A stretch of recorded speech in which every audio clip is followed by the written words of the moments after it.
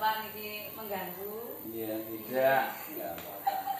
Ada tugas dari guru penggerak Bapak pada modul 3.1 yaitu mewawancarai kepala sekolah. Iya. Ini di sini saya akan mengajukan beberapa pertanyaan yang berkaitan dengan dilema etika dan rujukan moral J Bapak. Iya. Selama ini J Bapak, bagaimana Bapak dapat mengidentifikasi kasus-kasus yang merupakan dilema etika atau rujukan moral? Di dalam mengidentifikasi adanya kasus-kasus dilema etika, Bu, ini saya kira untuk mengidentifikasi itu mudah saja, Bu. Jadi sesuatu itu akan dikatakan rujukan moral jika ada hal di mana yang satu benar dan yang satu salah menurut hukum. Sedangkan jika kedua belah pihak dua-duanya ini benar, maka hal itu yang disebut dilema etika. Lalu bagaimana jika Pak menjalankan pengambilan keputusan di sekolah yang berkaitan dengan dua kepentingan, yaitu yang sama-sama benar atau yang sama-sama mengandung nilai-nilai kebajikan? Yaitu dalam mengambil keputusan biar sama-sama nanti unsur-unsur dalam keputusan itu mengambil kebijakan, ya tentunya sebelum mengambil keputusan ini tentunya saya mengidentifikasi ya, masalah yang terjadi terlebih dahulu. Kemudian siapa saja ya, pihak yang terlibat, lalu mengumpulkan fakta ya, fakta yang ada sehingga mampu mengambil keputusan. Jadi fakta-fakta sudah bisa dikumpulkan, kita pelajari, kemudian kami mengambil keputusan yang tepat bagi pihak-pihak yang bermasalah. Dan dalam pengambilan keputusan ini mengutamakan kekeluargaan ya, mengutamakan kekeluargaan, dan kita juga bermusyawarah, banyak bermusyawarah. Kemudian untuk langkah-langkah atau prosedur seperti apa sih Bapak yang Bapak lakukan selama ini? Saya kira untuk langkah-langkahnya atau prosedurnya itu antara lain langkah-langkah yang pertama adalah mengambil atau memanggil kedua belah pihak. Kedua belah pihak yang bermasalah secara bergantian sebelum dipertemukan bersama. Dalam pemanggilan dimintai keterangan supaya saya mengetahui letak permasalahan tersebut, kemudian menentukan penyebab permasalahan, menentukan siapa yang terlibat, gitu. Menanyakan kepada orang-orang terdekat, tentunya dari kedua belah pihak. Yang orang-orang yang terdekat siapa lah, kita mintai keterangan, gitu. Kita mintai keterangan, kemudian didiskusikan dengan warga sekolah untuk membuat beberapa solusi, atau jalan keluarnya, menimbang lagi dari beberapa sudut pandang, hingga akhirnya menemukan solusi terbaik dan juga yang akan diambil. Jadi solusi terbaik yang akan diambil itu, saya kira nanti kita dari langkah-langkah itu. Cukup panjang sih Pak langkah-langkahnya. Lalu hal-hal apa saja sih Bapak yang Bapak anggap efektif dalam pengambilan keputusan pada kasus-kasus dilema etika?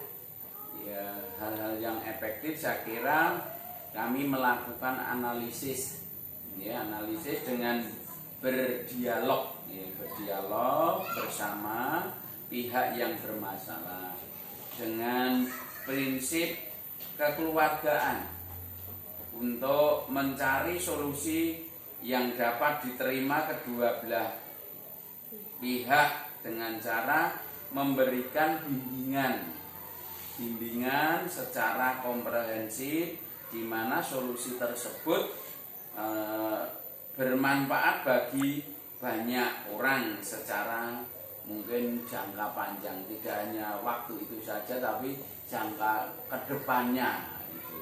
Jadi harus memikirkan jangka panjang. Iya, kedepannya harus kita pikirkan juga. Iya.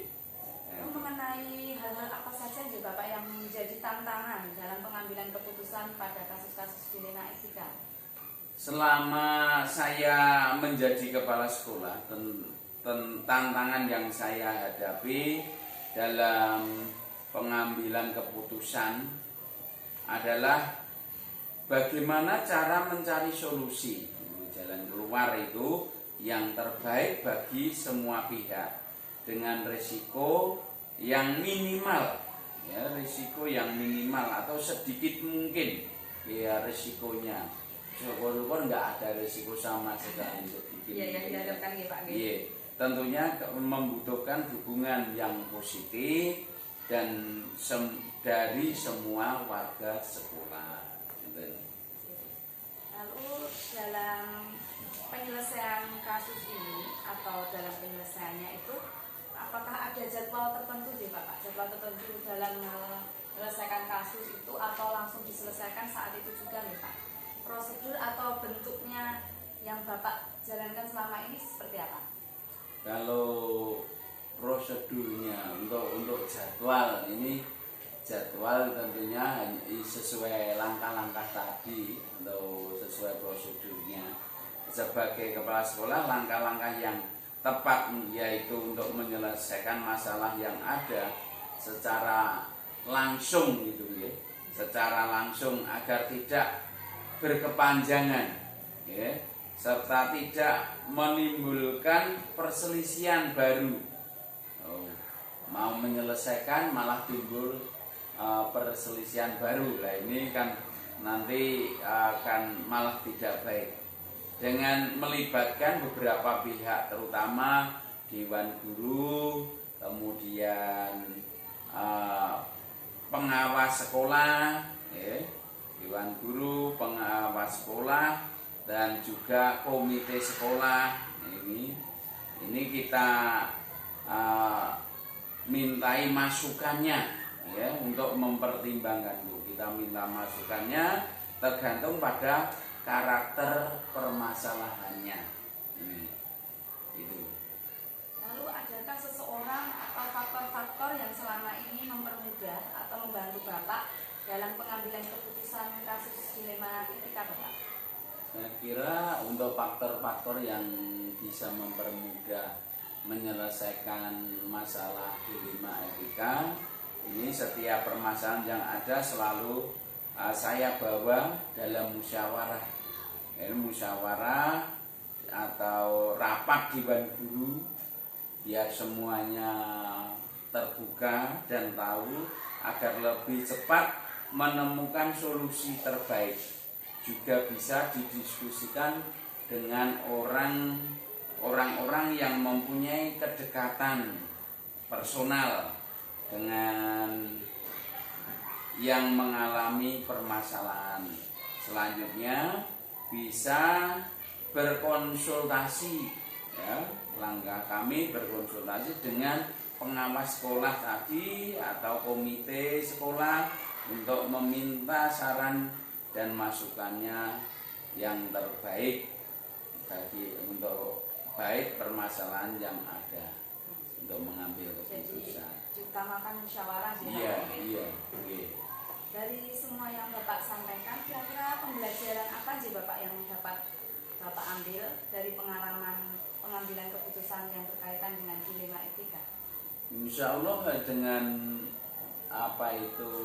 pembelajaran ini bisa banyak yang kami diambil atau bisa kami mengerti juga, insya Allah bisa menjadi lebih bijaksana, lebih bijaksana dalam menganalisis sebuah permasalahan, untuk dijadikan pertimbangan menentukan solusi yang tepat dan terbaik ini.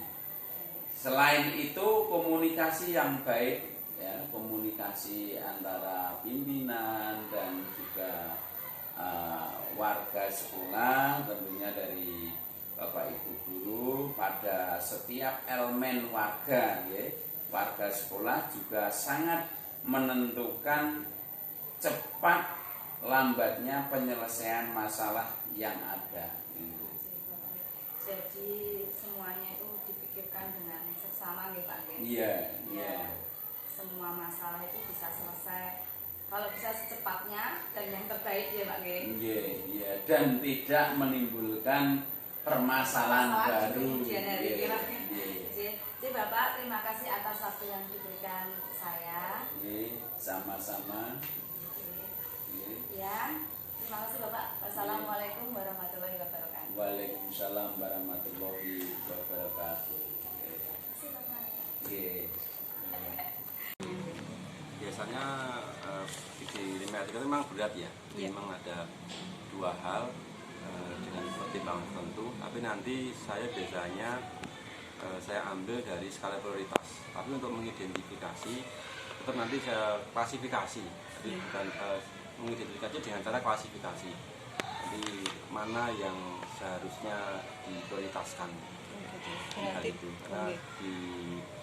Karena di matematika sendiri kan sama-sama baik semua gitu loh. Makanya harus dikerucutkan lagi mana yang lebih lagi di antara dua hal. Nanti kita klasifikasi dua hal itu mana yang paling baik. Mungkin sebenarnya tidak hanya dua ya, ada 3 atau 4 di matematika, dan nanti kita klasifikasi nanti yang paling urgent yang harus segera ditindaklanjuti. Kita mempertimbangkan beberapa sudut, tapi tentunya sudut yang terutama adalah kepentingan sekolah. Jadi mungkin kepentingan sekolah dan anak itu yang utama. Nanti ketika sudah di final nanti pasti ada pertimbangan ke anak dan pertimbangan ke sekolah. Entah permasalahannya apapun, ketika misal hal yang kegiatan mengajar di kelas, itu tentu hal yang tidak bisa ditinggalkan. Itu berarti kan paling prioritas di antara yang lain, karena gimana anak harus ditungguin, karena masih anak SD, harus dibimbing, ditungguin. Kadang kita tinggal sebentar saja nanti kita tidak tahu kondisi anak bagaimana. Jadi lebih ke situ, lebih ke kepentingan sekolah, filternya. Kita minta pertimbangan ke teman-teman. Bahkan hal-hal kecil pun yang apalagi yang berkaitan dengan perasaan gitu, pasti ke teman-teman. Terus nanti di teman-teman itu sebenarnya sudah ada pemikiran ya tentang hal-hal yang menjadi dilema etika. Nanti dari itu, dari pertimbangan teman-teman, tapi juga tidak semua. Dan nyun sewu, dari teman-teman itu juga kadang ada yang berpikirnya keluar jalur, tapi tetap kita tampung. Dan nanti kita yang sesuai jalur itu dan kira-kira lebih paling tepat itu kita ambil. Bahkan mungkin penggabungan ya dari teman-teman berapa, terus nanti saya ada ide sendiri itu di kolaborasi, di match hasilnya nanti itu ya selama ini sudah yang terbaik sih. Tapi mungkin kalau ada yang beranggapan masih kurang tepat ya ya wajar, karena gini, kalau menurut saya kadang hal itu benar tapi belum tentu baik. Ada hal yang kayak gitu. Jadi kayaknya kok ini nggak pas, tapi nanti itu baik untuk semua, kayak gitu juga. Jadi gimana, ada dilema etika kadang juga kayak gitu juga. Jadi nggak serta-merta ilmiah yang benar, ilmiah secara ilmiah begini, tapi nanti secara sosial juga belum bisa. Tapi hubungannya tetap nanti yang prioritas adalah kepentingan sekolah. Jadi bukan kepentingan pribadi kepala sekolahnya atau gurunya itu. Dan nanti kalau bisa memang dari dilema etika ini dalam mengambil keputusan itu tidak ada yang kecewa, jadi bisa menerima. Itu sih mengambil keputusan. Ya. Tantangannya sebenarnya kalau semua bisa menerima sih, kalau tentang dilematika apalagi dalam mengambil keputusan, oke saja sih kalau semua bisa menerima. Ya cuma kan tidak semua, karena ya semua punya pemikirannya. Makanya dengan tadi, karena saya tidak bisa mengambil sendiri, ketika endingnya tetap sendiri, cuma nanti saya harus melibatkan teman-teman. Itu ketika yang menjadi tantangan ya ketika yang tidak menerima. Ketika yang tidak menerima keputusan itu biasanya ya berat, nanti rasanya juga berat, karena tapi nanti kita beri penjelasan, pendekatan pada yang kurang bisa menerima. Tapi biasanya sampai sejauh ini bisa menerima kok, dalam lewat forum ataupun lewat pendekatan personal itu bisa menerima tantangannya itu.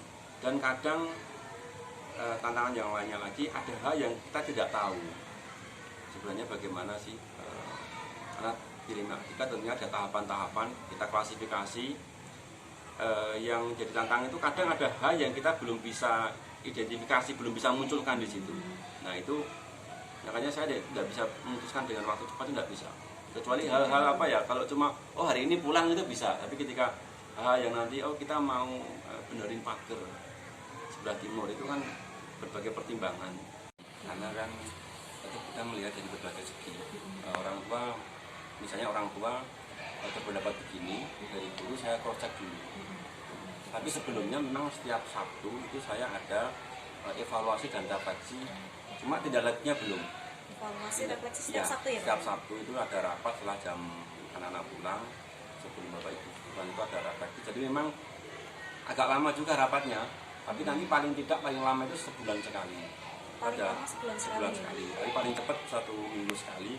Ini nanti setiap Bapak Ibu guru per kelas, per mupel, agama maupun PJOK itu menyampaikan, saya sudah mengadakan ulangan, saya sudah mengadakan tugas, kemudian saya sudah mengadakan remedi, materi saya sampai ini gitu.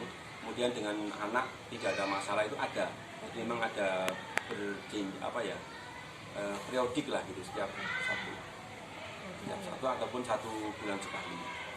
Ya memang untuk 16 kelas ditambah 2 guru agama, 2 agama itu ada 4 guru agama dan 2 guru PJOK. Itu memang lama, karena setiap orang rata-rata 5 menit gitu. Jadi sekaligus saya mengingatkan tentang ketika ulangan, misalnya di bab 1 sudah ulangan, sudah ada tugas belum, sudah ada remedi belum, itu di situ dievaluasi dan refleksi ke teman-teman guru. Karena teman-teman harusnya kepala sekolah itu memang masuk kelas, kemudian supervisi, ketika ngajar ditungguin. Terus saya cerita ke teman-teman, ini kalau saya masuk kelas ditunggu, jangan-jangan izin semua nanti gitu kan. Akhirnya udah, ini kita pakai dengan cara refleksi dan evaluasi. Saya sudah percaya di kelasnya bagaimana, tapi ketika nanti di forum lapor. Sebenarnya pengen saya bikin Google Form untuk laporan gitu, sudah sampai beberapa materi apa, ada dari dengan anak ada masalah tidak, ada temuan nggak dengan anak-anak, mungkin ada permasalahan antar anak gitu. Tapi ketika Google Form itu kelemahannya tidak semuanya guru tahu. Ketika di forum rapat, misalnya di situ kelas 2 misalnya, kelas 2 itu nanti guru PJOK-nya tahu, guru agamanya tahu, mendengar dari cerita itu. Jadi nanti saling bisa curah pendapat di situ.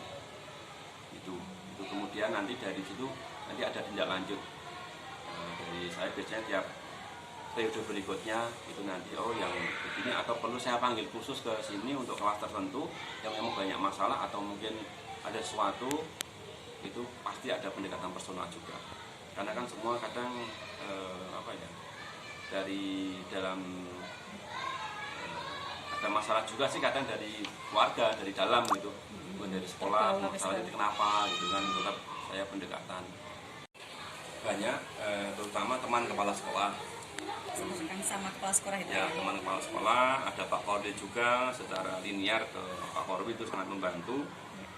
Kemudian kalau kebetulan memang di SD4 maupun di SD 58 kan sudah dibentuk warga ya, kalau di sini baru. waka-waka ini baru itu sangat membantu sekali. Jadi yang kesusahan siapa, yang ngurusi lomba siapa, yang ngurusi anak siapa, yang ngurusi sapras siapa, itu sudah enak. Jadi pemasarannya di bidang apa, bidang ketenagakerjaan atau humas atau bagaimana, itu enak, lebih enak gitu sih. Sama satu lagi memang kepala sekolah sendiri belajar itu referensi ilmiah lah, dari buku, dari teori kepemimpinan, itu penting juga belajar. Termasuk wawancara seperti ini juga saya belajar hal baru. Ya, sebenarnya kalau diambil semuanya, kita itu udah generasi manusia berpikir, penuh pertimbangan, penuh rasa, berpikir. Pelajarannya itu sih, karena secara keseluruhan dari beberapa dilema etika yang dihadapi. Jadi kita harus menjadi manusia yang penuh pertimbangan, memperhatikan dari berbagai segi. Generasi berpikir karena kita ketika mempertimbangkan kan tetap berpikir.